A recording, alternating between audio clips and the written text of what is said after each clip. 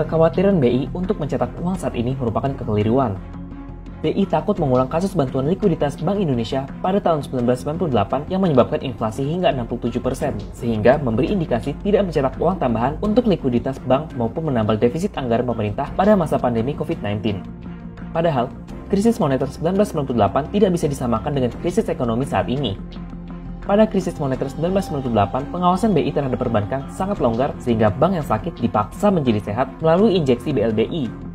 Akibatnya, nilai tukar rupiah dihajar di pasar uang dan terdepresiasi dari Rp2.500 per dolar Amerika Serikat menjadi Rp20.000 per dolar Amerika Serikat. Di sisi lain, banyak pinjaman perbankan yang terkait dengan falas akhirnya mengalami gagal bayar.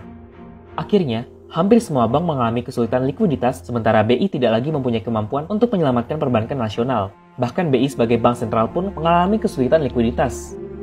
Di sisi lain, krisis ekonomi akibat pandemi COVID-19 ini lebih berat dan lebih besar dari sisi skala dibandingkan dengan Great Depression tahun 1928, krisis moneter 1998, bahkan Global Financial Crisis 2008.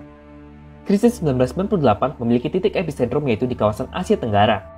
Kondisi berbeda terjadi di krisis ekonomi akibat pandemi COVID-19 yang memporak-porandakan semua aktivitas kehidupan dan bisnis seluruh dunia. Kebijakan sosial maupun physical distancing membuat ekonomi terkontraksi. Selain itu, lockdown dan pembatasan sosial membuat transaksi antar wilayah menjadi terganggu. Banyak usaha dan perusahaan harus melakukan PHK besar-besaran bahkan gulung tikar. Sektor UMKM yang sebelumnya mampu berkembang pada krisis 1998 saat ini amat sulit sekadar untuk bertahan. Dengan demikian, tidak tepat apabila kebijakan yang cenderung diambil Gubernur BI untuk menyelamatkan dan memulihkan perekonomian nasional yang terganggu akibat COVID-19 disamakan begitu saja dengan kebijakan yang diambil sebagai respon terhadap krisis moneter 1997 sampai 1998. Kalau cara memahami dua krisis tersebut sudah keliru sejak awal, kita akan sulit mencari jalan keluar terbaik.